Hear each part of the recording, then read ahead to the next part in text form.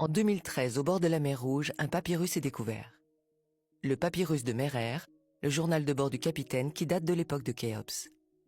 C'est le papyrus le plus ancien jamais découvert. Un film documentaire est réalisé et diffusé sur les chaînes.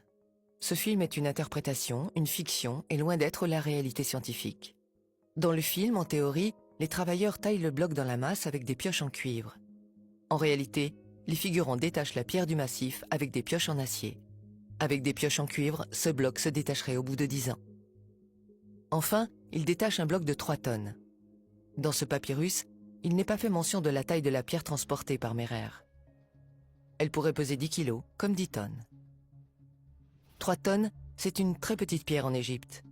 Le bateau reconstitué avec soin et fidélité a failli couler avec le bloc. Même en enlevant une tonne, le bateau avait du mal à supporter ce poids. Il risquait de chavirer à tout moment.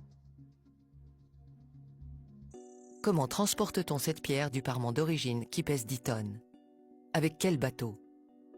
Plus tard, le film montre que 40 hommes peinent à tirer la pierre pesant 2 tonnes depuis le port jusqu'au chantier.